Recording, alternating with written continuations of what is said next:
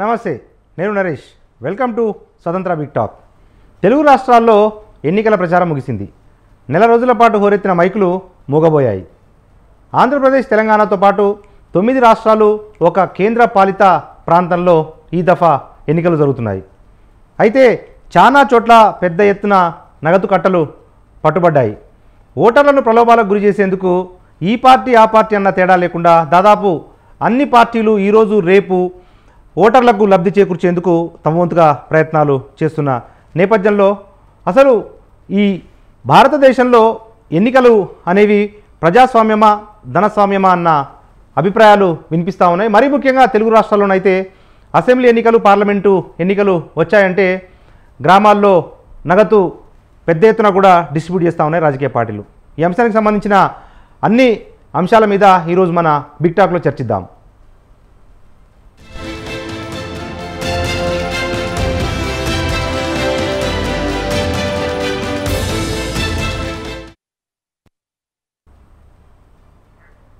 Right, ఇదే అంశానికి సంబంధించి మనతో పాటు డాక్టర్ అంధసత్యం గారు ఉన్నారు, ప్రముఖ రాజకీయ ఆర్థిక విశ్లేషకులు. వారి దగ్గరికి వెళ్దామా. సార్ అంధసత్యం గారు నమస్తే అండి. సత్యం గారు నమస్తే అండి. బ్యాక్గ్రౌండ్ మాటలు ఎక్కువ పడుతున్నాయండి స్టూడియో నుంచి. Okay okay sir, right. ఇప్పుడు ఓకేనా సార్ నా వాయిస్? మీ వెనకాల స్టూడియో నుంచి విపరీతమైన సౌండ్తో మాటలు వినపడుతున్నాయి. ఓకే సార్, ఒక్క నిమిషం రెక్టిఫై చేస్తాను. మనతో పాటు మరొక రాజకీయ విశ్లేషకులు వివి రావు గారు ఉన్నారు. వివి రావు గారు నమస్తే అండి.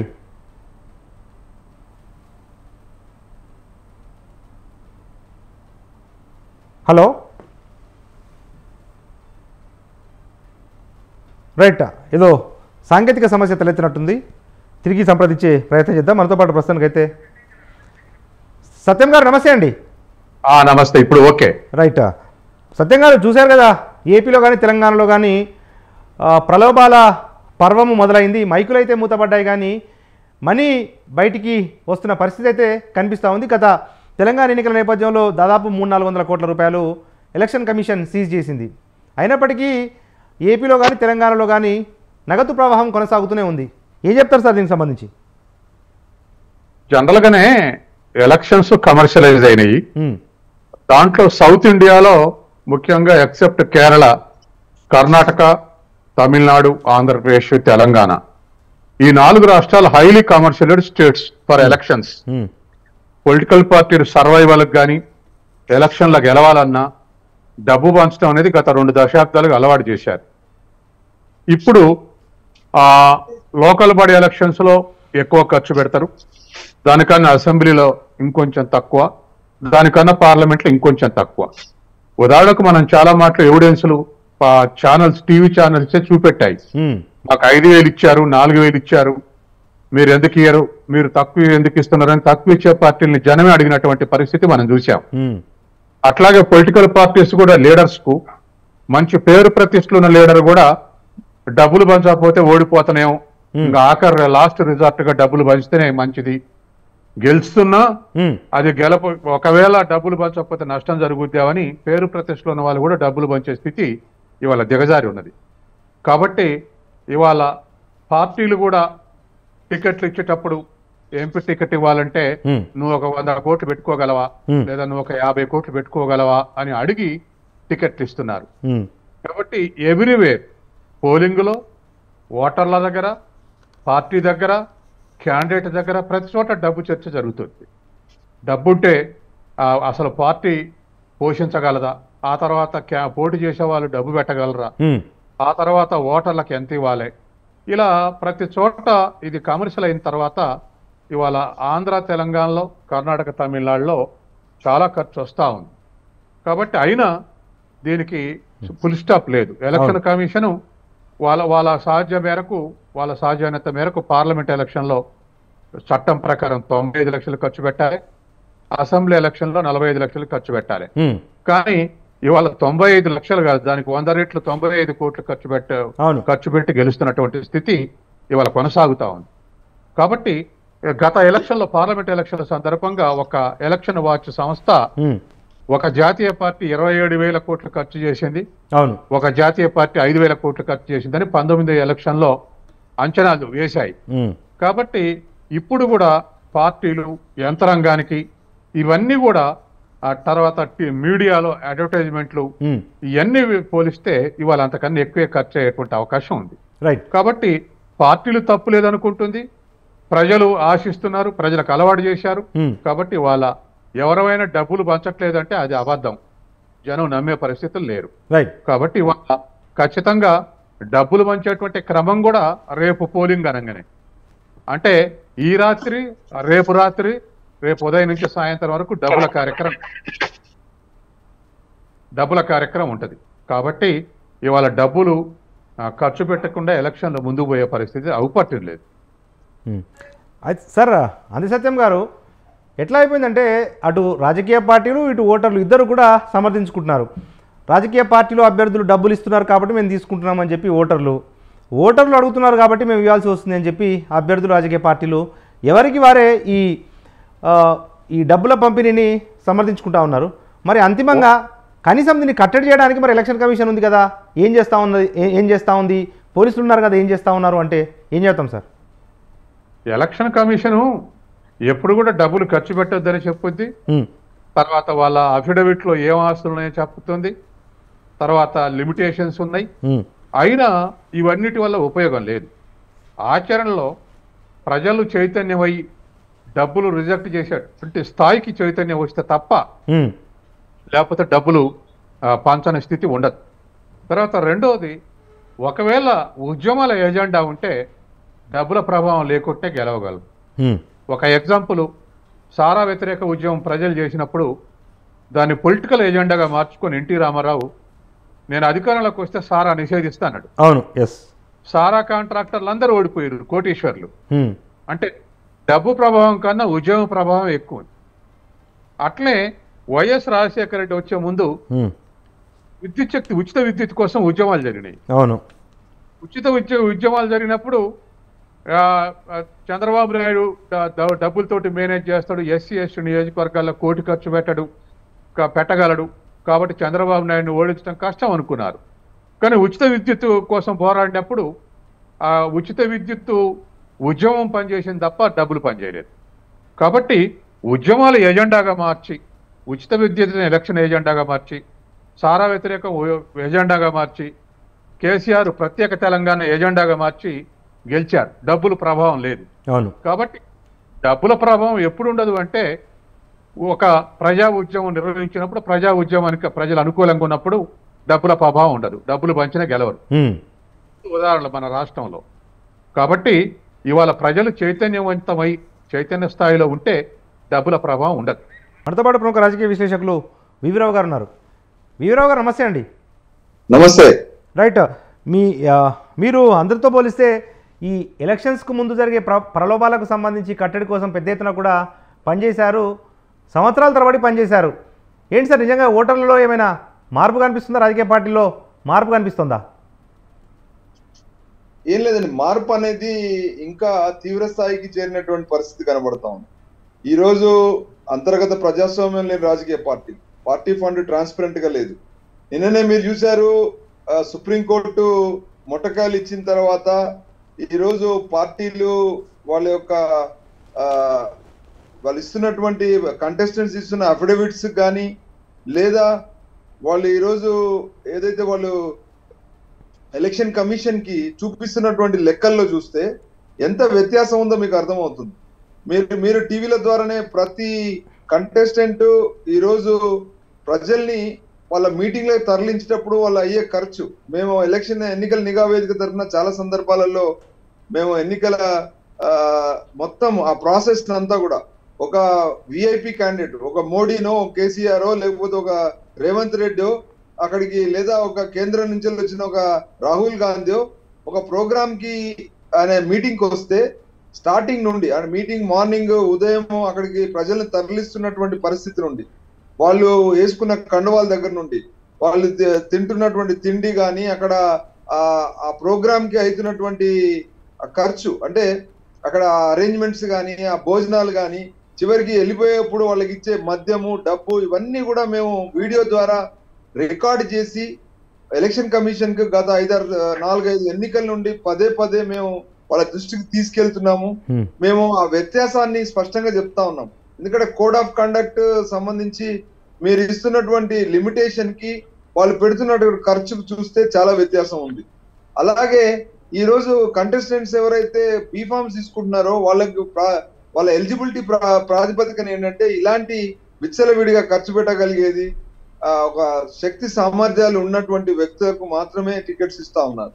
ఇప్పుడు ఏదో ఒక ప్రజా ప్రయోజనము మూలంగానో లేదో ప్రజా ఉద్యమాల్లో పనిచేస్తున్న వాళ్ళు లేదా ఒక ప్రజల విషయాలకు ప్రాతినిధ్యం వహిస్తున్న వాళ్ళకి మాత్రం టికెట్స్ ఇవ్వడం తగ్గిపోయి పూర్తిగా ఎవరైతే డబ్బును విపరీతంగా విచ్చలవిడిగా ఖర్చు పెట్టగలుగుతారో ఆ కాన్స్టిట్యూన్సీలో ఎమ్మెల్యేలను పూర్తిగా వాళ్ళ ఖర్చులను కూడా వీళ్ళే భరించగలుగుతారో వాళ్ళని కొనగలుగుతారో రేపొద్దున ఎన్నికల రిజల్ట్స్ వచ్చిన తర్వాత బార్డర్ లో ఉన్నటువంటి రిజల్ట్స్ ని మ్యానిపులేట్ చేయగలిగే శక్తి సామర్థ్యాలు పరిస్థితి వచ్చినప్పుడు ఆ శక్తియుక్తులు ఉన్న వాళ్ళని మాత్రమే రాజకీయ పార్టీలు, అన్ని రాజకీయ పార్టీలు ఈరోజు ఒక పార్టీ అని కాదు, అన్ని రాజకీయ పార్టీలు అలాంటి వ్యక్తులకు అలాంటి వ్యవస్థలకు మాత్రమే పెద్దపీట వేస్తున్నాయి. ఆ పెద్దపీట వేస్తున్నటువంటి పరిస్థితిలో ఈ రోజు ఏదైతే ఎలక్షన్ కమిషన్ తమ యొక్క విధులను నిర్వహించాల్సినటువంటి పరిస్థితిని వాళ్ళు అడ్డుకున్నట్టు అవుతుంది. ఇవాళ మీరు చూస్తా ఉన్నారు ఎన్నికల ప్రతిసారి ఎన్నికైన తర్వాత ఇప్పుడు ప్రస్తుతం ఉన్నటువంటి ఎన్నికలో కూడా నిన్నటి వరకు ఈ రోజు వరకు కూడా ఎన్నికల కమిషన్ దృష్టికి వచ్చినటువంటి వారికి కంప్లైంట్స్ ఫైల్ అయినటువంటి విషయాలు కావచ్చు, పట్టుబడిన డబ్బు కావచ్చు, పట్టుబడిన మద్యం కావచ్చు, ఇవన్నిటి యొక్క లెక్కలు ఒక పక్కన మీరు మీడియా ద్వారా బయటికి బహిర్గతం చేస్తున్నప్పటికీ కూడా వీటన్నిటి మీద ఎన్నికల తర్వాత ఎలాంటి చర్యలు ఎలక్షన్ కమిషన్ కి వెసులుబాటు ఉంది, వాటిపైన సరైనటువంటి విచారణ జరిపి ఆ విచారణ ద్వారా ఎవరైతే బాధితులో వాళ్ళని శిక్షించి మరొకసారి ఇలాంటి పని చేయకుండా నెక్స్ట్ ఎన్నికలలో పార్టీలు కానీ కంటెస్టెంట్స్ కానీ అలాంటి వాళ్ళకి అవకాశం ఇవ్వకుండా ఉండేటువంటి వ్యవస్థలు మన ఎలక్షన్ మన ఇప్పుడున్న ప్రస్తుతం ఉన్నటువంటి పార్లమెంట్లు కానీ అసెంబ్లీలు కానీ ఎలక్షన్ కమిషన్ కి ఇవ్వాల్సినటువంటి స్వయం ప్రతిపత్తి కానీ లేదా అలాంటి సంస్థల్ని ప్రోత్సహించడం కానీ ప్రత్యేకమైన కోర్ట్స్ కానీ వీటిని ఎప్పటికప్పుడు ఒక ఇండిపెండెంట్ ఏజెన్సీల ద్వారా లైక్ ఒక ఈడీ ద్వారా లాంటి సంస్థలు లేదా ఎన్ఫోర్స్మెంట్ కాకుండా సిబిఐ ఏసీబీ లాంటి ఒక ప్రత్యేకమైన సంస్థల్ని ఈ ఓన్లీ ఎన్నికల సందర్భంగా జరుగుతున్న ఫ్రాడ్స్ ని వాళ్ళు ఇండిపెండెంట్ గా ఒక సుప్రీం కోర్టు జడ్జి ఆధ్వర్యంలో పెట్టి చేయాలని ఎంతో డిమాండ్ ఉన్నప్పటికీ ఈ రోజు కూడా 70 సంవత్సరాలు 76 సంవత్సరాలు దాటినటువంటి ప్రజాస్వామ్య వ్యవస్థలో ఇంకా కూడా రాజకీయ పార్టీలు ఆ పారదర్శకతను ముందుకు తీసుకొచ్చి ఎన్నికలు నడుపుకోవాలి, ఓటర్ కి నిజమైనటువంటి ఆ సార్వభౌమత్వం ఇవ్వాలనేటువంటి ఆలోచన ఈ రోజు కూడా ఇంకా రాలేదు. రాకపోవడం మూలానే ఇవన్నీ కూడా జరుగుతూ ఉన్నాయి. మనం ఊరికే వీళ్ళని ఒక ముఖస్థుతిగా ఎలక్షన్ కమిషన్ అన్ని చేస్తుంది. అసలు ఎలక్షన్ కమిషన్ కి ఇవ్వాల్సిన విధులు, నిధులు, బాధ్యతలు పార్లమెంట్ లో అసెంబ్లీలో చర్చిస్తున్నారా? చర్చించి వాళ్ళకి డబ్బులు, వాళ్ళ స్వయం ప్రతిపత్తి, వాళ్ళకి ఇవ్వాల్సిన అధికారాలు ఇస్తున్నారా అంటే ఎక్కడ ఇవ్వరు.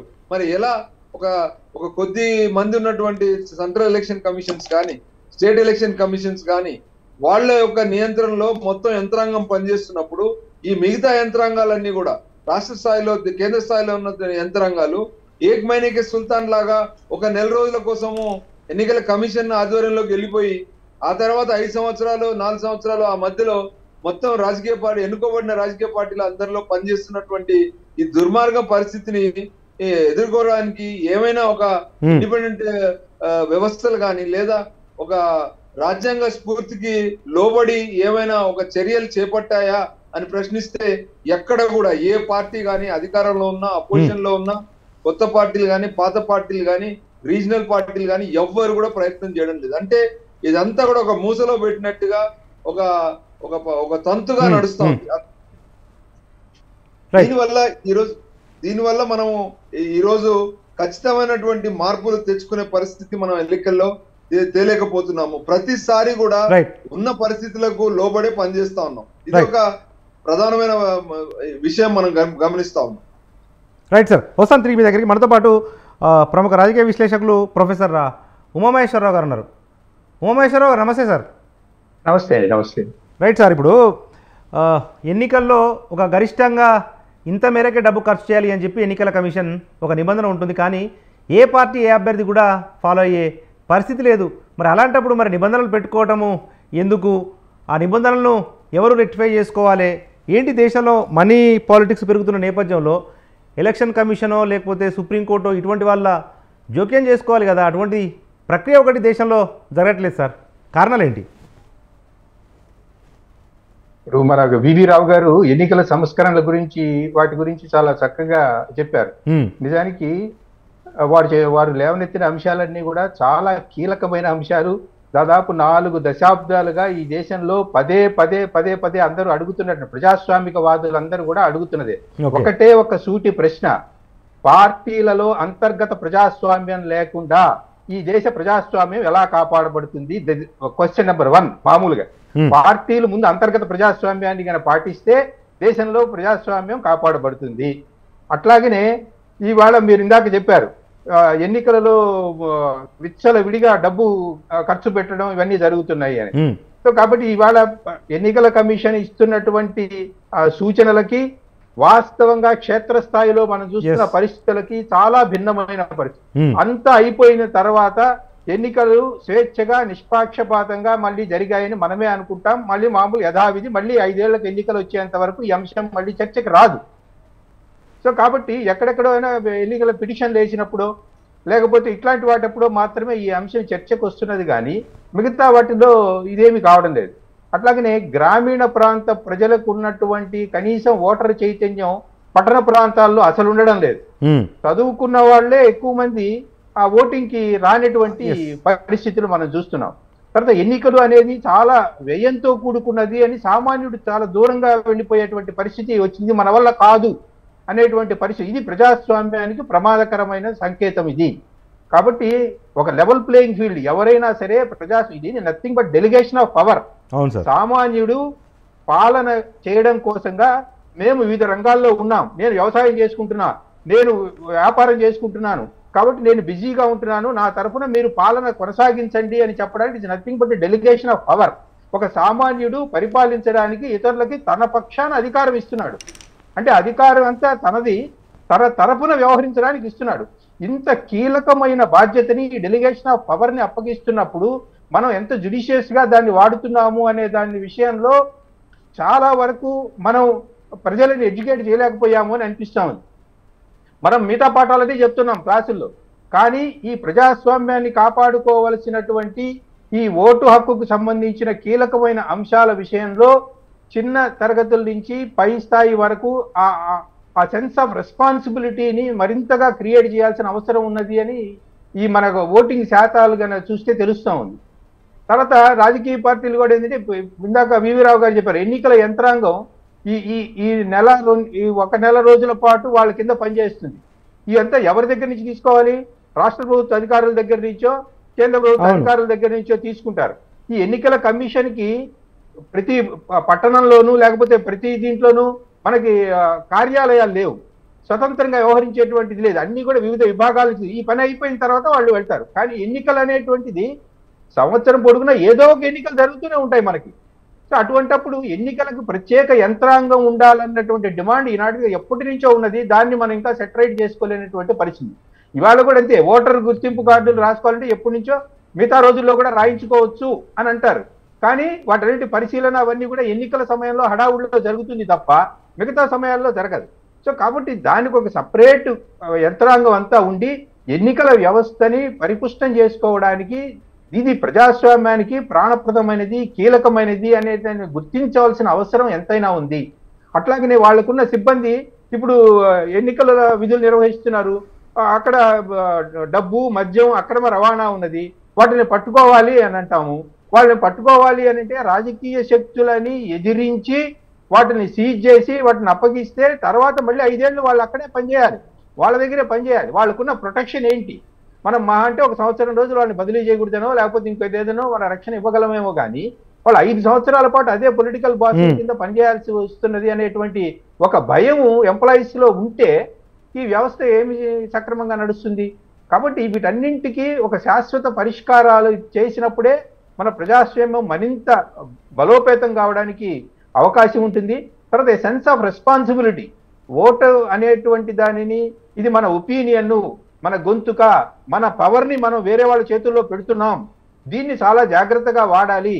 మనం ఈ 3 రోజులు సెలవులు వచ్చాయి కదా అనే ఉద్దేశంతో బయటకు వెళ్ళడం కోసం కాదు అనేటువంటి ఒక స్పృహగన ఉంటే పట్టణాలలో ఓటింగ్ శాతం తగ్గదు. మనం ఎప్పుడు చూసినా చెప్తున్నాం. అట్లాగనే మనం ఈ ఎన్నికల సమయంలో ఇంకొకటి చూస్తాం. మన మీడియా చేస్తున్న పనే. 40 సంవత్సరాలుగా మీడియాలో ఉన్నాం. మనం ఎప్పుడు మనం చేస్తున్నటువంటి పరిస్థితి ఏంటి అని అంటే ఎలక్షన్ రోజు పోలింగ్ బూతుల దగ్గర నిలబడతాం. ఎవరో 9-10 మంది వచ్చి ఏమయ్యా నేను 4 ఎలక్షన్లలో ఓటేశాను, నాకు ఇప్పుడు ఓటు లేకుండా పోయింది అని అంటే మనం పదే దాన్ని చూపిస్తున్నాం. అవును. కానీ అక్కడ మన రిపోర్టింగ్ వ్యవస్థని కూడా ఎడ్యుకేట్ చేయాల్సిన అవసరం ఉన్నది. ఎందుకని డ్రాఫ్ట్ ఎలక్టరల్ రోల్స్ వచ్చినప్పుడు మనం ఎందుకు తనిఖీ చేసుకోలేదు? ఈ ప్రశ్నను మనం వేయడం లేదు. మన మీడియాలో ఉంది డ్రాఫ్ట్ ముసాయిదా ఈ ఓటర్ల జాబితా వచ్చినప్పుడు మనం ఎక్కడికి వెళ్ళాం అంటే ఓటర్ల జాబితా చూడడం అవసరం లేదనుకున్నామా? అవును. అంటే అసలు ఆ రెస్పాన్స్ అదే మీరు ఇంటి రిజిస్ట్రేషన్ పత్రాలో లేకపోతే ఇంకోటో సరి చూసుకోమా? మనం చూసుకుంటాం. వాటిల్లో ఎంత జాగ్రత్త పాటిస్తామో ఓటర్ ముసాయిదా జాబితా ప్రకటించినప్పుడు ఆ ఓటర్ ముసాయిదా జాబితాలో మనకు ఉన్నాయా లేదా చూసుకొని వాళ్ళ అభ్యంతరాల స్వీకరణకి గడువు ఇస్తారు. ఆ గడువు లోపల మళ్ళీ మనం అభ్యంతరాలను వ్యక్తం చేశామా, మళ్ళీ ఫైనల్ రోల్స్ వేసినప్పుడు అందులో మన ఓటు ఉందా లేదా అని మన రిపోర్టర్లు కూడా అడగాలి. ఏం బాబు నువ్వు ఓటర్ల ముసాయిదా దీన్ని చూసావా? నేను చూశాను, చూస్తే నా పేరు లేదు సార్, అయితే అభ్యంతరం వ్యక్తం చేశావా? ఫారం ఫిలప్ చేసినా రాకపోతే అప్పుడు అది. కానీ మనం అదేం లేదు. అసలు ఆయన పోయినసారి ఎలక్షన్ వేసి ఉంటాడు, ఆ తర్వాత 2 ఇళ్ళు మారి ఉంటాడు, దాన్ని కొట్టేసినాడు. ఇప్పుడు మనం ఏం చేస్తున్నాం? దీన్ని ఓటర్లన్నీ గల్లంతైనాయి అని అంటున్నాం. So we're sending a wrong message. మనం ఈ ప్రాసెస్ ని ఓటర్కి తెలియజేయాలి. ఇది ఖచ్చితంగా డ్రాఫ్ట్ ఎలక్టరల్ రోల్స్ చూసుకోవాల్సిన బాధ్యత మనది. అది ఎవరో వచ్చి చూసేది కాదు, మనమే చూసుకోవాలి. దానికి బ్రహ్మాండమైన ప్రక్రియలన్నీ చెప్పారు. ఎలక్షన్ కమిషన్ తన శక్తి మేరకు కృషి చేస్తున్నది. వాళ్ళు వెబ్సైట్ ద్వారా పెట్టారు, దాని తర్వాత యాప్లు క్రియేట్ చేశారు. ఇప్పటికీ కూడా తనిఖీ చేసుకోకుండా ఉన్నటువంటి వాళ్ళు ఉంటున్నారు. సో కాబట్టి ఎన్నికలకు సంబంధించి ఓటు అనేది ఒక పరమ పవిత్రమైనటువంటి బాధ్యత. ఇది మన గొంతుక, మన వాయిస్, మన opinion, our decision to form a government. ఇట్లాంటి విషయాలన్నింటిలో నేను ఈ రాబోయేటువంటి భవిష్యత్ ప్రభుత్వాన్ని ఎన్నుకోవడంలో నాదే కీలక బాధ్యత. ఇటువంటి బృహత్తరమైనటువంటి సంకల్పాన్ని వాళ్ళలో ఇన్కల్కేట్ చేయకుండా మనం మామూలుగా ఎలక్షన్ రోజులు ఆ 4 రోజులు ఎవరో రాజకీయ పార్టీ ఇంకా చాలా మంది వాట్సాప్ లో మెసేజ్ చూస్తున్నాను, నాకు ఇంకా స్లిప్ రాలేదండి, నాకు నెంబర్ మనం హాయిగా శుభ్రంగా నెట్ దయాలో పెట్టుకొని ఎక్కడో గ్రామీణ ప్రాంతాలలో స్పష్టంగా ఓటు అంతే ప్రాణంతో సమానం, ఓటు ఖచ్చితంగా వేసి తీరాలి అనేటువంటి స్పృహ వాళ్ళలో ఉంటున్నది. మనం వాళ్ళనేదో వాళ్ళు ఎంతవరకు చదువుకున్నారు ఇట్లాంటివన్నీ చూస్తాం మనం. కానీ వాళ్ళు బ్రహ్మాండంగా వివేచనతో వాళ్ళేమో ఓటు వేయడానికి చాలా ముందుగానే వెళ్తున్నారు. పట్టణ ప్రాంతాలలోనే బాగా చదువుకున్న వాళ్ళు ఎక్కువగా ఉన్న ప్రాంతాలలోనే ఈ స్పృహ తక్కువగా ఉంటున్నది. సో కాబట్టి మనం దీన్ని ఈ సెన్స్ ఆఫ్ రెస్పాన్సిబిలిటీ, ఈ బాధ్యతని ఇన్కల్కేట్ చేయడం వల్ల మన మీడియా బాధ్యత కూడా చాలా వరకు ఉన్నది. ఇది ఎలక్షన్ సమయంలో మాత్రమే కాదు, ఎలక్షన్లు అయిన తర్వాత కూడా ఇది కంటిన్యూస్ ఎఫర్ట్ గా జరగాల్సిన అవసరం ఉన్నది. అట్లాగనే ఈ మద్యం ద్వారా కానీ లేకపోతే అనవసరంగా డబ్బు పంపిణీ ద్వారా ఇట్లాంటి వాటి ద్వారా ఓటర్లను ప్రలోభపరచడం అనేటువంటి దానిని డిస్కరేజ్ చేయాల్సిన అవసరం ఉన్నది. దీనికి యంత్రాంగాలని ఇప్పుడు పొలిటికల్ పార్టీల నుంచి మనం ఎక్కువగా ఆశించలేం. ఎందుకనంటే అన్ని పొలిటికల్ పార్టీలు ఏదో ఒక షార్ట్ కట్ మెథడ్ ఎంచుకోవాలని చూస్తున్నప్పుడు మనం ప్రజా చైతన్యమే ముఖ్యం. కాబట్టి ప్రజలు ఎక్కడికెక్కడ స్వచ్ఛంద సేవా సంస్థలు ఇవన్నీ కూడా విజిలెంట్ గా ఉండి మన డెమోక్రసీని మనం పరిరక్షించుకోవాల్సిన అవసరం అనేది ఖచ్చితంగా ఉన్నది. దీన్ని ఏదో ఒక ట్రివియల్ ఇష్యూ గాను ఏదో డబ్బులు పంచుతున్నారు, వాళ్ళు ఇంత పంచారు వీళ్ళు ఇంత పంచారు రేటు పెరిగింది, ఇది కాదండి ఇష్యూ. ఇప్పుడు దీన్ని ఎలా ఎదుర్కోవాలి అన్న దాని మీద మేధావి వర్గం, ఇంటలెక్చువల్స్ దాని మీద కూర్చొని చాలా గట్టిగా కృషి చేయాల్సిన అవసరం ఉన్నది. అది లేకపోతే ప్రజాస్వామ్యానికి చాలా ప్రమాదము. ఎన్నికలు అనేవి ఒక ఫార్క్స్ గా మారిపోతే ఇప్పుడు చాలా మంది కూడా అనేది ఏంటంటే ఎన్నికలు అనేది ఒక ఫార్క్స్ గా మారుతున్నందువల్లనే ప్రజలలో ఇది వస్తున్నది అని అంటున్నారు. సో కానీ మనం అలాంటిది రాకుండా మనం చాలా జాగ్రత్తగా దీన్ని ఇది చేయాలి. సో కాబట్టి ఎన్నికల కమిషన్ పారదర్శకంగా స్వేచ్ఛగా నిర్వహించేటట్టు చూడడం, విజిలెంట్ గా ఉన్నటువంటి పౌర సమాజం దీన్ని చాలా జాగ్రత్తగా గాడి తప్పకుండా ఉండే విధంగా చూడడం, ఇలాంటివన్నీ చేస్తేనే రేపొద్దున మనం ప్రభుత్వాలని పాలకులని నిలదీయడానికి అడగడానికి వాటికి కూడా సరైన అవకాశం ఉంటుంది. యువతలో కూడా ఒక నిరాశ నిస్పృహ ఏముంది, ఇవాళ డబ్బున్న వాళ్ళే గెలుస్తారు, లేకపోతే అర్ధబలం అంగబలం ఉన్నటువంటి వాళ్ళే గెలుస్తారు అనేటువంటి ఒక రాంగ్ మెసేజ్ గా పోయింది అని అంటే ఆ తర్వాత మనం దాన్ని సరిచేయడానికి అవకాశం ఉండదు. ప్రజాస్వామ్యం మీద నమ్మకం పట్టు సడలకుండా చూడవలసిన బాధ్యత ప్రతి పౌరుడి మీద ఉన్నది. ఇది ఎవరో చేసేది అనేది కాదు. ఏ ఇంటికి ఆ ఇల్లు, ఏ కుటుంబానికి ఆ కుటుంబం. ప్రజాస్వామ్యం ఇంటి నుంచే బయలుదేరాలి. ఓకే, కాబట్టి ఇంట్లోనే దీని మీద చర్చ జరగాలి. Right right sir. వస్తాను తిరిగి మీ దగ్గరికి. మనతో పాటు డాక్టర్ అంది సత్యం గారు ఉన్నారు, ప్రముఖ విశ్లేషకులు. సత్యం గారు, నిజంగా ఈ ఎన్నికలు అనేటివి రోజు రోజుకి, అంటే ప్రతి ఎన్నికలకు నెక్స్ట్ ఎన్నికలకు పోలిస్తే ఒక వేలం పాటలాగా మారింది. గతంలో 50 రూపాయలు ఇస్తే ఇప్పుడు 100 రూపాయలు ఇస్తా ఉన్నారు, రేపు పొద్దున 200 ఇస్తారు, వచ్చే ఎన్నికల్లో 500, 5000 కూడా దాటిపోయే ప్రమాదం ఉంది. ఇటువంటి నేపథ్యంలో అసలు ఈ ప్రజాస్వామ్యం అనేది పెద్ద ప్రహాసనంగా మారితే, ఎన్నికలకు విలువ లేకుండా పోతే మరి ఎట్లా సార్ భవిష్యత్ తరాలు నష్టపోవా?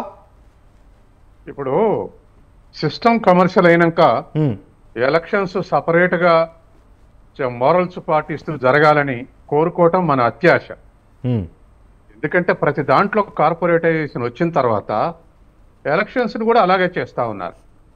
ఇవాళ ప్రతి పార్టీ వెనకాల ఒక కార్పొరేట్ హౌస్ ఉండి 100 కోట్లు 1000 కోట్లు ఫండింగ్ ఇస్తూ ఉంటే రాజకీయ పార్టీలని కార్పొరేట్లు పోషించే స్థితి వచ్చిన తర్వాత కార్పొరేట్ల చేతుల్లో పెట్టి, మీడియా మొత్తాన్ని కార్పొరేట్ చేతుల్లో పెట్టి రాజకీయ పార్టీలు నడుపుతున్నటువంటి ఈ సమయంలో ఎలక్షన్లో కూడా డబ్బు ప్రాధాన్యత ఉండొద్దు అని కోరుకోవటం అనేటువంటిది మన ఆశ. కానీ ఇది అమలు జరిగి తీరుతుంది. డబ్బులు పంచుతూనే ఉన్నారు రోజు రోజుకు. ఒకప్పుడు ఒక 10 ఏళ్ల కింద కేరళ బెంగాల్ డబ్బుల ప్రభావం లేదు, ఇప్పుడు అక్కడ కూడా ప్రారంభమైంది. నా మిత్రులు బెంగాల్ నుంచి అకాడమిషియన్స్ వస్తే మీటింగులలో, మరి మీరు ఎటు ఏ రైట్ ఫ్రంట్ అయినా లెఫ్ట్ ఫ్రంట్ అయినా దరిదాపు ఒక్కొక్క ఫ్రంట్ తరఫున 100-150 మంది టీచర్లు పోటీ చేస్తున్నారు. క్యారెక్టర్ ఉన్న అభ్యర్థుల కోసం, లంచగొండులు లేనటువంటి అభ్యర్థుల కోసం సెలక్షన్ కోసం ప్రయత్నం చేసినప్పుడు primary school, high school, university teachers వరకు అటు ఒక 100 మంది ఇటు ఒక 100 మందిని పోటీ చేస్తున్నారు. వాళ్ళు 2 సార్లు పోటీ చేసిన తర్వాత 3వసారి మేము పోటీ చేయమంటున్నారు. ఎందుకండి అంటే, లేదండి మాకు వచ్చే జీతం కన్నా ఎమ్మెల్యేకి వచ్చే జీతం తక్కువ ఉంది, కుటుంబ పోషణ కష్టం అవుతుందని నేను 3వసారి చేయట్లేదని నా మిత్రులు చెప్పారు గతంలో. అంటే చివరికి ఎమ్మెల్యే జీతం కన్నా ఒక టీచరు, ఒక లెక్చరర్ సంపాదన ఎక్కువ ఉంది, అందుకని దీన్ని 2 మాటల కన్నా ఎక్కువ మనం హానర్ చేయలేమనేటువంటి స్థితి ఒక 10 ఏళ్ల కింద వరకు ఉంది. ఇవాళ మన రాష్ట్రంలో ఆ పరిస్థితి ఉందా అంటే, ఎమ్మెల్యే వద్దు నాకు నా జీతమే బాగుందనే పరిస్థితి ఉందా? ఒక్కసారి ఎమ్మెల్యే అయితే 500 కోట్ల 1000 కోట్ల ఎరుకేసుకోవచ్చు అనేటువంటి స్థితిలో ఇవాళ మన రాష్ట్రం, మన సౌత్ ఇండియా రాష్ట్రాల్లో ఉన్నది. ఇది నార్త్ కూడా బాకీ. చాలా రాష్ట్రాల్లో ఇవాళ డబ్బు విచ్చలవిడిగా ఖర్చు పెడతా ఉన్నారు. దేశవ్యాప్తంగా ఇది ఒక అప్సర్జ్ వచ్చేసింది. ఇవాళ ఆ పరిస్థితి ఉన్న తర్వాత ఇవాళ మనకు అభ్యర్థులు మోరల్స్ ప్రకారం పోటీ చేయాలా అనేటువంటి వాళ్ళు ఇవాళ మంచోళ్ళు రాజకీయాలకు రావాలని ప్రతి వాళ్ళు శుభాషితాలు చెప్తారు. అవును, రాజకీయ పార్టీలు, మంత్రులు, మీటింగులలో అకాడమిషియన్స్, ఆఫీసర్లు మంచి వాళ్ళు రాజకీయాలకు రావాలని అంటారు. మంచివాడు రాజకీయాలకు వస్తే రాజకీయాల్లో నిలబడగలడా? తర్వాత పోటీ చేసి పోటీలు నిలబడగలడా? డబ్బులు పంచితే క్యారెక్టర్ పోద్ది కాబట్టి డబ్బులు పంచకూడదని పోటీ చేయగలడా? ఒకవేళ చేస్తే వీళ్ళందరూ ఏమైపోయారు? జయప్రకాష్ నారాయణ ఏమైపోయాడు, జేడి లక్ష్మీనారాయణ ఏమైపోయాడు, ఇటువంటి వాళ్ళందరూ ఏమైపోయారు? వాళ్ళు ఎందుకు పార్టీని నిలబెట్టుకోలేకపోయారు? ఎందుకు పార్టీలను అడ్మినిస్టర్ చేయలేకపోయారు? అంటే మనం అనుకున్నటువంటి ప్రకారం నడిస్తే మన కళ్ళ ముందన్నటువంటి రిజల్ట్స్ అయ్యి. కాబట్టి ఇవాళ ఆర్ఎస్ ప్రవీణ్ కుమార్ ఏమైపోయాడు అంటే, ఆదర్శ సమాజాన్ని నిర్మిద్దాం, లేదా ఆదర్శంగా రాజకీయ పార్టీని నడుపుదాం, లేదా ఆదర్శమైనటువంటి క్యాండిడేట్ నిలబెడదాం అనుకుంటే ప్రజల రెస్పాన్స్ ఇది. అంటే ప్రజల్ని కూడా కమర్షియలైజ్ చేశారు, వాళ్ళని కన్జ్యూమర్స్ లాగా చేశారు. కాబట్టి ఇవాళ వాళ్ళకు డబ్బులు అలవాటు చేసి డబ్బులు ఇవ్వందే ఓటే అనే పరిస్థితిని సృష్టించారు. అందుకే రోజు రోజుకు ప్రోగ్రెసివ్ శక్తులు, ప్రగతిశీల శక్తులు, ఏ పార్టీ అయినా కానివ్వండి, ప్రగతిశీలంగా వ్యవహరించే శక్తులు, డబ్బులు ఖర్చు పెట్టొద్దనే శక్తులు, ఆదర్శాలు పాటించాలనే శక్తులన్నీ రోజు రోజుకి వీక్ అయిపోతున్నాయి. మన కళ్ళ ముందు జరుగుతున్నటువంటి నిజం అది. కాబట్టి మనకి ఎలక్షన్ చట్టాలు ఎన్నెన్ని ఉన్నాయండి, ఎలక్షన్ కమిషన్ ఎంత ప్రచారం అయినా చేయనియండి, వాలంటీర్ ఆర్గనైజేషన్స్ ఎంత అని చెప్పనియండి, కానీ ఇవాళ ఆచరణ జరుగుతున్నటువంటిది. కాబట్టి ఇవాళ నేను ఇంతకుముందే చెప్పాను, ప్రజల్ని ఆచరణలోకి తీసుకొస్తే డబ్బు ప్రభావం పనిచేయట్లేదు. నేను 4 ఎగ్జాంపుల్స్ చెప్తున్నా. ఎప్పుడైనా 1951లో ఎలక్షన్స్ జరిగితే రాజాలు జమీందారులు పోటీ చేశారు, కానీ సాయుధ పోరాటం చేసిన కమ్యూనిస్టులు గెలిచారు. అట్లాగే సారా వ్యతిరేక ఉద్యమం చేస్తే సారా కాంట్రాక్టులు కాంగ్రెస్ తరఫున కోటీశ్వరులకి 100 మంది పోటీ చేశారు, కానీ వ్యతిరేక ఉద్యమం నిర్వహించినటువంటి వాళ్ళు గెలిచారు తెలుగుదేశం తరఫున. ఉచిత విద్య ఉద్యమం చేస్తే ప్రజలు దాంట్లోకి వచ్చి అది ఎజెండాగా మార్చితే ఫేవరబుల్గా ఓటేశారు, డబ్బులేం పనిచేయలేదు. కాబట్టి ప్రజలను ఆచరణలోకి తీసుకొస్తే సాధ్యమైంది. మీరు డబ్బులు తీసుకోవద్దు, ఇది తప్పు అంటే ప్రజలు ఆగట్లే, ఇచ్చేవాడు ఆగట్లే. కానీ చైతన్యం ఉంటే, ప్రజా ఆచరణలో వాళ్ళు ఉంటే ఇచ్చిన రిజల్ట్ మీద అది ఎఫెక్ట్ కావట్లేదు, డబ్బులకు రిజల్ట్ రావట్లేదు, డబ్బులకు ఫేవరబుల్ రిజల్ట్ రాలేదు. ఈ నేను అనుకున్నటువంటి 4 అకేషన్స్లో కూడా డబ్బులకు రిజల్ట్ రావట్లేదు. ఆ స్థితిని సృష్టించాలి అంటే డబ్బులు పెట్టిన గెలవని పరిస్థితిని సృష్టించాలి. దానికి ఒకే ఒకటి ఏవైతే రియలిస్టిక్ ఇష్యూస్ ఉన్నాయో ఆ రియలిస్టిక్ ఇష్యూస్లోకి ప్రజల్ని తీసుకురావాలి. అలా కాకుండా మనం క్లాస్ రూమ్లో ఆదర్శాలు చెప్పినా, మీటింగ్లు పెట్టి ఆదర్శాలు చెప్పినా, లేకపోతే ఆదర్శంగా వ్యవహరించాలి అని చెప్పినా ఆచరణలో అది జీరో అవుతుంది. ఇవాళ మనకు ఎదురుగా అవుపడుతున్నాయి. నేను ఇంతకుముందు చెప్పిన పేర్లందరూ ఆదర్శంగా పాలిటిక్స్ నడుపుదా అని వచ్చి చేయగాల్చుకొని మళ్ళీ ఎవరి జాగాల వాళ్ళు పోయినటువంటి స్థితిని మనం చూస్తూ ఉన్నాం. కాబట్టి ఇవాళ ఉన్నటువంటి స్థితిలో ఖచ్చితంగా ప్రజల ఆచరణ, ఇవాళ హైదరాబాద్లో ఒక నియోజకవర్గంలో పోయినసారి అసెంబ్లీలో 30% ఓటింగ్ వచ్చింది, 30%. ఇప్పుడు పత్రికల్లో వచ్చే వ్యాసాలు చదవకన వాళ్ళు, టీవీలో వచ్చే డిబేట్లు వినకన వాళ్ళు, ఎలక్షన్ కమిషన్ చేసే ప్రచారం వినకన వాళ్ళు, లేదా రాజకీయ పార్టీలు కార్నర్ షోలు వేస్తే ఆ మీటింగ్లు అటెండ్ కాకనా? మరి ఇవన్నీ తెలిసి పర్ఫెక్ట్ అండర్స్టాండింగ్ ఎందుకు ఓటింగ్ వేయట్లేదు అంటే చదువు వేరు, చైతన్యం వేరు. మన ఓటు ఇవాళ ఆ హైదరాబాద్ నుంచి రైళ్లు బస్సులు అన్ని కిటకెట్లు ఆడుకుంటూ పోయినాయి. హైవే 65 జామ్ అయిపోయింది మొత్తం విజయవాడ హైదరాబాద్ మధ్య. ఇవాళ రేపు మీరు పేపర్లు వస్తాయి న్యూస్.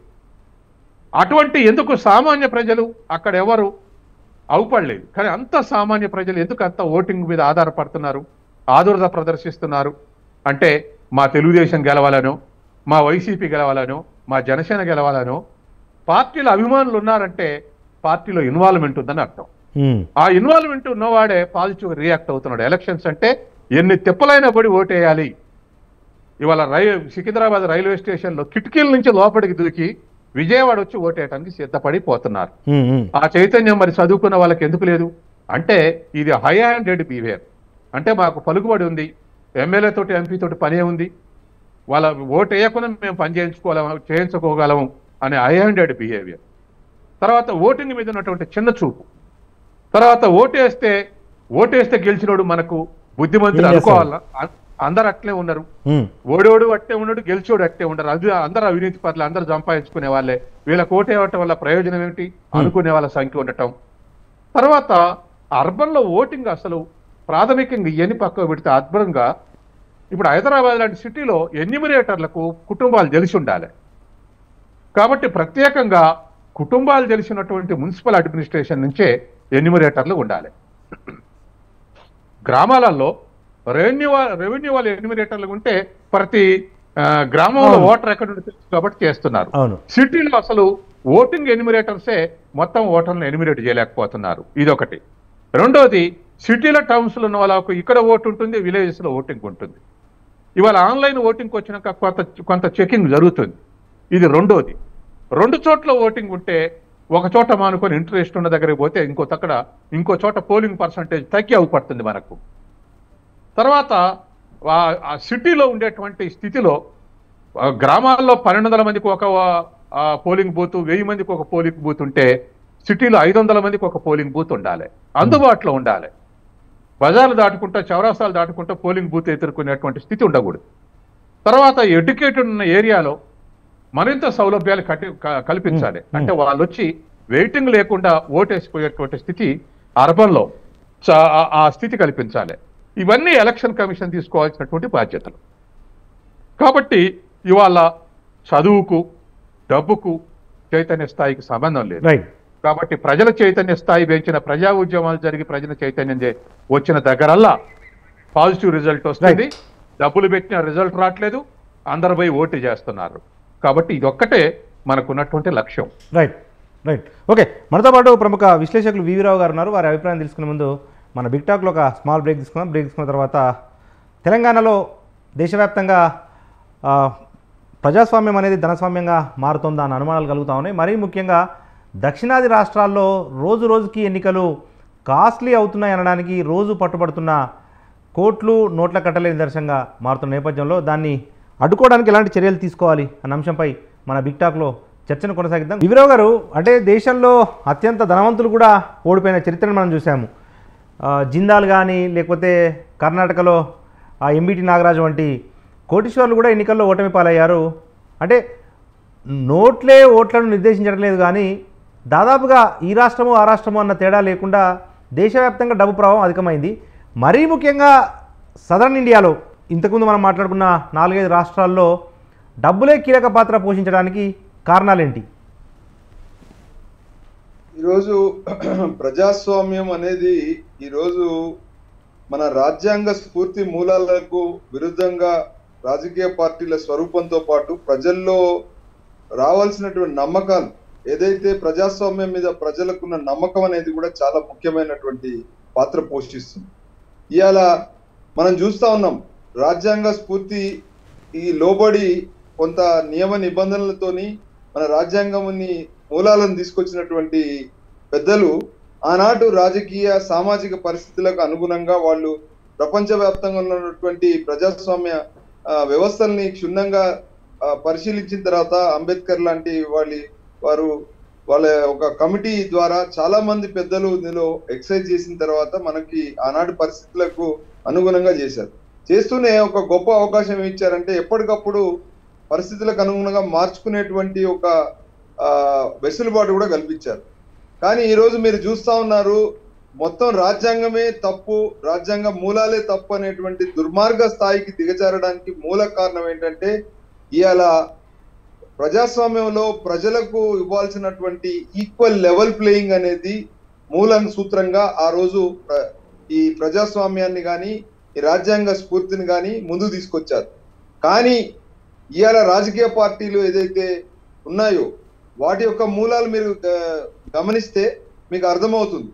ఈ రాజకీయ పార్టీల యొక్క మూలాలు ఏంటంటే వ్యక్తి చుట్టూ, కొద్దిమంది పెట్టుబడిదారు వ్యవస్థల చుట్టూ ఈ రాజకీయ పార్టీలు భ్రమిస్తూ వాళ్ళ యొక్క అవసరాలు తీర్చే క్రమంలో ప్రజల్ని ఒక భ్రమలో పెట్టడం, ప్రజలను చైతన్యం చేయకుండా ప్రజల్ని పూనకాల్లో ముంచేటువంటి ఒక విష సంస్కృతిలో ఇలా రాజకీయ పార్టీలు ఇప్పటి ముప్పటిగా ఇన్ఫర్మేషన్ టెక్నాలజీని వాడుతూ ఉన్నాయి ఒక పక్కన, రెండో పక్కన వాళ్ళ యొక్క బలహీనతలను ఎన్కరేజ్ చేసుకోవడానికి ఫీబీ స్కీమ్స్ కానీ లేదా ఒక ప్రజలలో ఒక డ్రైవ్ ఏంటంటే వాళ్ళ యొక్క అవసరాలకు వాళ్ళ యొక్క ఇన్కమ్ కి ఒక వ్యత్యాసాన్ని క్రియేట్ చేయడం. అంటే వాళ్ళకు వాళ్ళు వాడుకోవాల్సినటువంటి వనరుల విషయంలో, వాళ్ళకు పొందాల్సినటువంటి వాళ్ళ యొక్క ఉపాధి విషయంలో రెండింటి మధ్యలో ఎప్పటికప్పుడు ఒక గ్యాప్ ను క్రియేట్ చేస్తూ, అంటే పార్లమెంట్ లో అసెంబ్లీలో తీసుకునేటువంటి నిర్ణయాలు ప్రజలను డిపెండెన్సీకి, అంటే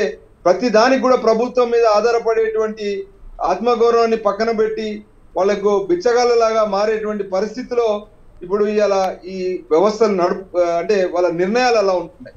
నిన్ననే చూసాం మనం తెలంగాణలో మన రీసెంట్ రిజల్ట్స్ ఏం చెప్తున్నాయంటే మొత్తం అర్బనైజ్డ్ ఓట్స్ అన్ని కూడా ఒక సైడ్ పడితే హైదరాబాద్ మొత్తం రూరల్ అంతా కూడా కంప్లీట్ వ్యతిరేకమైనటువంటి ఓటింగ్ పడి ఇవాళ వాళ్ళ యొక్క గత ప్రభుత్వం 10 సంవత్సరాలు తీసుకున్నటువంటి అభివృద్ధి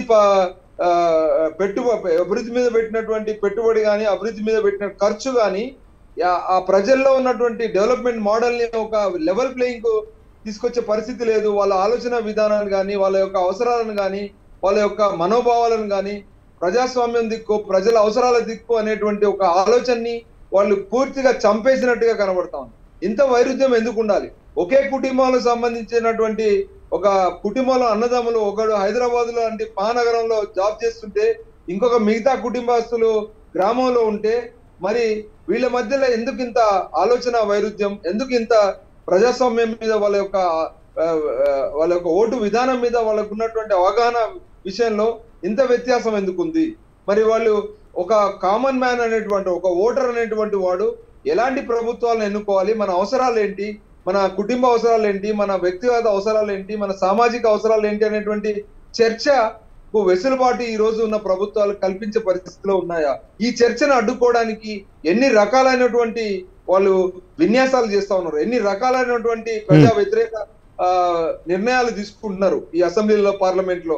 తద్వారా ప్రజాస్వామ్య విలువలకు విఘాతం కలిగిస్తున్నారు, తద్వారా ప్రజల్ని పూనకాల్లో పెడుతున్నారు, తద్వారా వాళ్ళ యొక్క పబ్బం గడుపుకునే విషయంలో ఇలాంటి ప్రజా వ్యతిరేక వ్యవహారాలను నడుపుకునేటువంటి విషయంలో, ఎలక్షన్ కమిషన్ నిబంధనలకు వ్యతిరేకంగా నడుపుకునే విషయంలో ప్రజల్ని ఎప్పటికప్పుడు పూనకాల్లో ముంచి ఎప్పటికప్పుడు ప్రజల్ని వాళ్ళ యొక్క విలువలకు, ప్రజాస్వామ్య విలువలకు విరుద్ధంగా ఆలోచించి వాళ్ళ మనుగడను గడుపుకునేటువంటి ఈ విభిన్న పరిస్థితుల్లో ఇవాళ ప్రజాస్వామ్యాన్ని నడుపుకునే ఒక కొత్త ఒరవడికి ఈరోజు అన్ని రాజకీయ పార్టీలు తెరదీశాయి.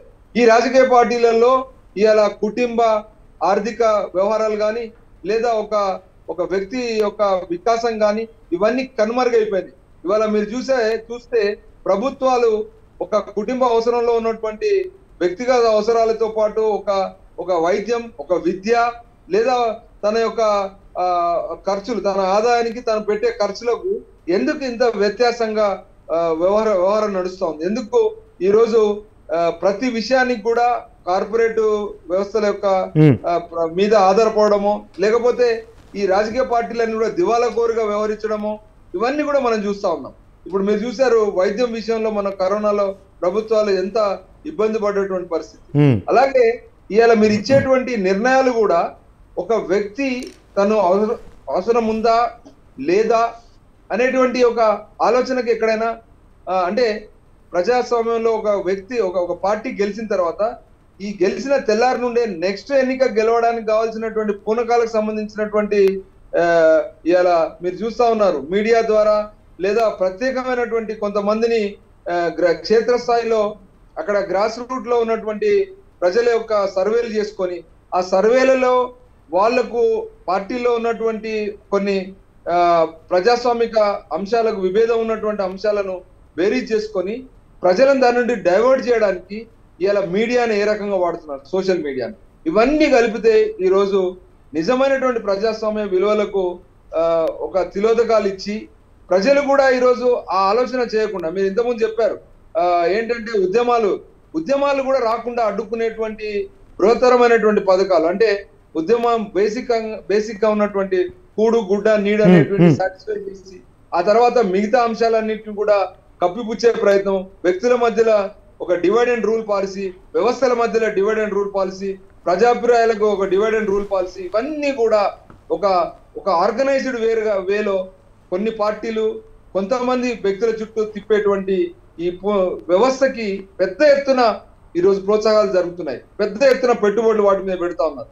దానివల్ల ఈరోజు ఒక కొద్ది ప్రజాస్వామిక విలువలకు, ప్రజా అభిప్రాయాలకు మనం రాలేకపోయిన పరిస్థితి ఉంది. దీని మీద ఎక్కువ చర్చ జరగాలి. దీని మీద తను కట్టేటువంటి ట్యాక్స్ కి, తను కట్టేటువంటి సేవలకు, పొందుతున్న సేవలకు మధ్యలో ఉన్నటువంటి వ్యత్యాసాలను విడమర్చి చెప్పగలిగేటువంటి ఇండిపెండెంట్ ఉద్యమాలు, ఇండిపెండెంట్ ప్రజాస్వామిక ఉద్యమాలు జరగాలి. మరీ ముఖ్యం నేను ఒకటి చెప్పదలుచుకున్నాను ఏంటంటే ఈరోజు అన్ని ప్రభుత్వాలు, కేంద్రంలో ఉన్న ప్రభుత్వం, రాష్ట్రాల్లో ఉన్న ప్రభుత్వాలు ఒక దుర్మార్గమైనటువంటి ఆలోచన చేస్తున్నాయి. ఏంటంటే స్థానిక సంస్థలను బలపరచకపోవడం. ఈ స్థానిక సంస్థలను బలపరచడం ద్వారా ప్రజలకు పాలనలో భాగస్వామ్యం జరుగుతుంది. ఆ పాలనలో భాగస్వామ్యం జరిగినప్పుడు ఖచ్చితంగా ఈ అన్నిటిని ఎదుర్కొంటారనే ఒక భయం ఇప్పుడు కేంద్ర రాష్ట్ర ప్రభుత్వాలకు ఉన్నాయి. ఈ భయాన్ని వాళ్ళు ఇంకా ముందుకు తీసుకెళ్లి వాళ్ళు స్థానిక సంస్థల్ని దుర్మార్గంగా తొక్కిపెట్టే ప్రయత్నం చేస్తా ఉన్నారు. దాని ద్వారా కూడా ఇలా చాలా అన్యాయం జరుగుతూ ఉంది. ఎప్పుడైతే ప్రజాస్వామ్యంలో స్థానిక సంస్థలు బలపడతాయో అప్పుడు ఈ జరుగుతున్నటువంటి ఈ వ్యతిరేక తంతులన్నిటికి కూడా ఒక తిలోదకాలు ఇవ్వచ్చు. అప్పుడు నిజమైన ప్రజాస్వామ్యం బలపడే పరిస్థితి ఉంటుందని మాత్రం ఖచ్చితంగా చెప్పచ్చు. Right right, thank you. మనతో పాటు ప్రముఖ విశ్లేషకులు ప్రొఫెసర్ ఉమామహేశ్వరరావు గారు ఉన్నారు. ఉమామహేశ్వరరావు గారు, అంటే చిన్న అనుమానం సార్, ఇతర దేశాల్లో కూడా ప్రజాస్వామ్యం ఉంది ఇంచుమించుగా, అక్కడ కూడా 5 సంవత్సరాలకో 6 సంవత్సరాలకో ఒకసారి ఎన్నికలు జరుగుతూనే ఉంటాయి. అక్కడ కూడా ఇటువంటి ప్రలోభాలు ఉంటాయా సార్, లేకపోతే వేరే రకంగా ఉంటాయా, లేకపోతే కనుక ఎటువంటి చర్యలు అక్కడి ఎలక్షన్ కమిషన్లు తీసుకుంటాయి? వాయిస్ బ్రేక్ అవుతుంది సార్. మీ వాయిస్ బ్రేక్ అవుతుందండి. ఓకే ఓకే, ఒక నిమిషం సార్, వాయిస్ బ్రేక్ అవుతుంది బాగా. ఇప్పుడు ఓకేనా సార్? ఇప్పుడు ఓకేనా? చెప్పండి.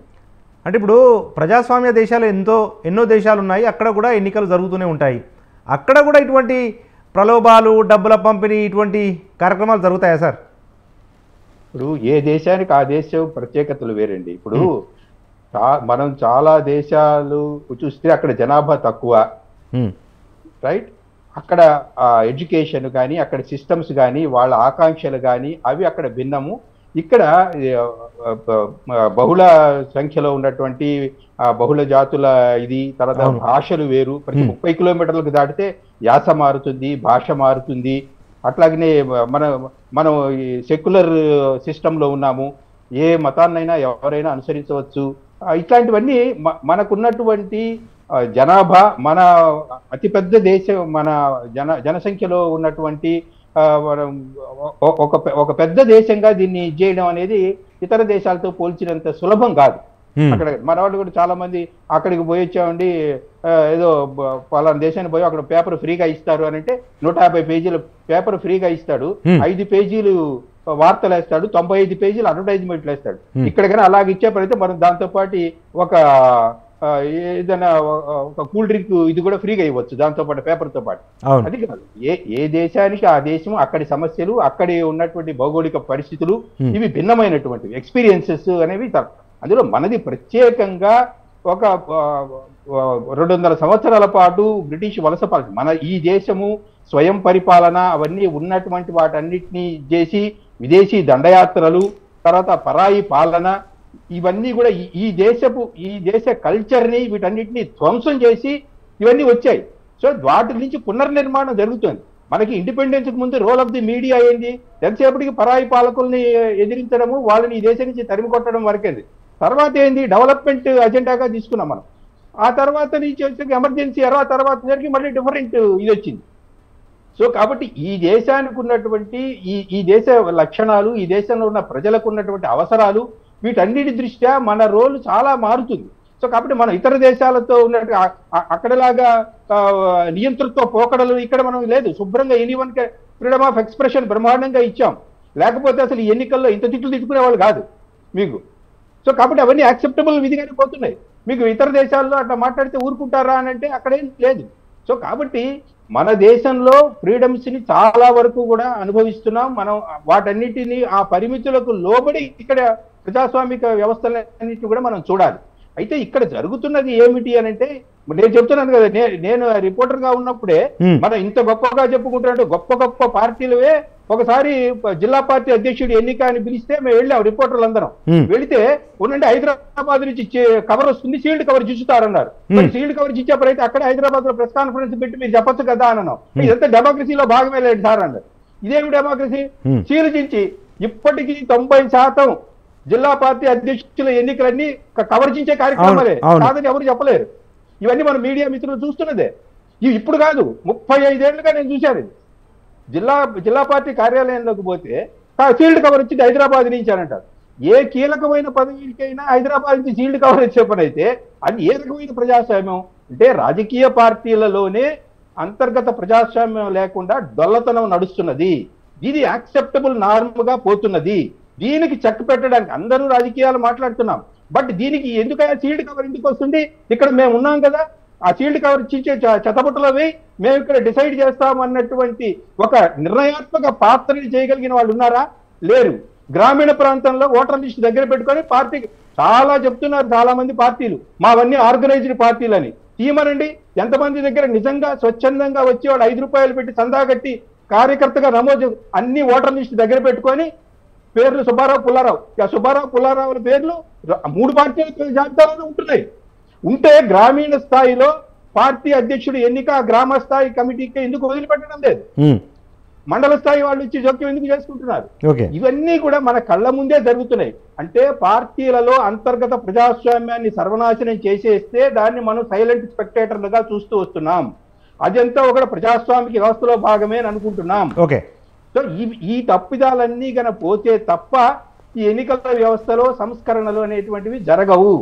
ఇవన్నీ కూడా ఎందుకంటే వావిలాల్ గోపాలకృష్ణయ్య గారి దీంట్లో కన్నా మీరు కన్నా చదివితే మనం ఆయన నాకు అసెంబ్లీ దీనికి పోవాలనుకున్నప్పుడు ముందు నియోజకవర్గం మొత్తం పర్యటించి ప్రతి గ్రామానికి వెళ్ళి నోట్స్ రాసుకొని వాళ్ళ సమస్యలు తెలుసుకొని అసెంబ్లీలో ప్రస్తావించడానికి ప్రయత్నం చేసేవాడిని. మళ్ళీ అది అయిపోయిన తర్వాత సభ సమావేశాలు ముగిసిన తర్వాత మళ్ళీ గ్రామాలకు వెళ్ళి అక్కడ ఏం చర్చించాను, అక్కడ ఏం నిర్ణయాలు తీసుకున్నారు వాటి ఎక్స్ప్లెయిన్ చేసేదానికి అక్కడ ప్రజలతో మమేకం అయ్యేవారు అని. మరి ఇవాళ అసలు ఏనాడైనా మళ్ళీ ఎన్నికలు అయిపోయిన తర్వాత మనం అటువంటి సమావేశాన్ని ఎక్స్పెక్ట్ చేయగలమా? చేయడానికి సాధ్యమా అసలు? ఎందుకని జనసంఖ్య కూడా విపరీతంగా పెరిగిపోయింది. తర్వాత అసలు కనీసం బడ్జెట్లు వచ్చిన తర్వాత ఆర్థిక అంశాల మీద ఆయా పట్టణాలలో ఇంటలెక్చువల్స్ అన్నా కానీ కూర్చొని ఒక 200 మంది 300 మంది కూర్చొని బడ్జెట్ల మీద చర్చించేటువంటి వ్యవస్థలు ఉన్నాయా? ఇవన్నీ కూడా మనం ఏం చేస్తున్నాం, ఒక 5 ఏళ్ల కాలానికి వచ్చే ప్రభుత్వం చేతిలో వదిలిపెట్టేసేసి ఇంకా మళ్ళీ మనకేమి సంబంధం లేదు, డిటాచ్డ్ డెలిగేషన్ ఆఫ్ పవర్ ఇచ్చేసాం, ఇక డిటాచ్డ్, టోటల్లీ డిటాచ్డ్, మాకేమీ సంబంధం లేదు అనేటువంటి వ్యవస్థలు పైకొస్తున్నాయి. కాబట్టి లేదు అని అంటే నియంతృత్వ పోకడల్లోకి పోయేటువంటి వ్యవస్థలని ఇది చేస్తున్నారు. వేరే అదర్ మోడల్స్ అని చెప్తున్నారు. ఈ దేశము ఈ గడ్డ మీద పుట్టిన మోడల్స్, ప్రజాస్వామిక మోడల్స్, అద్భుతమైనటువంటి మోడల్సే ఉన్నాయి ఈ దేశంలో. కానీ వాటిని ప్రజలను ఎక్కువ ప్రభావితం చేసే విధంగా మనం ఇవాళ ఇంటి కుటుంబ స్థాయిలో కూడా చర్చించడం లేదు. అందువల్ల ఇది జరుగుతుంది. Right sir, thank you. మనకు సమయం మించిపోతా ఉంది. మరొక రోజు మళ్ళీ చర్చించుకుందాం ఇదే అంశానికి సంబంధించి. ఇది వాళ్ళ మన బిగ్ టాక్లో పార్టిసిపేట్ చేసిన గెస్టులు ప్రముఖ రాజకీయ విశ్లేషకులు డాక్టర్ అంతసత్యం గారికి, వారితో పాటు ప్రముఖ రాజకీయ విశ్లేషకులు వివి రావు గారు, మరొక విశ్లేషకులు ప్రొఫెసర్ ఉమామహేశ్వరరావు గారికి అందరికీ కూడా ధన్యవాదాలు. ఇది వాళ్ళ బిగ్ టాక్. చూస్తూనే ఉండండి స్వతంత్ర.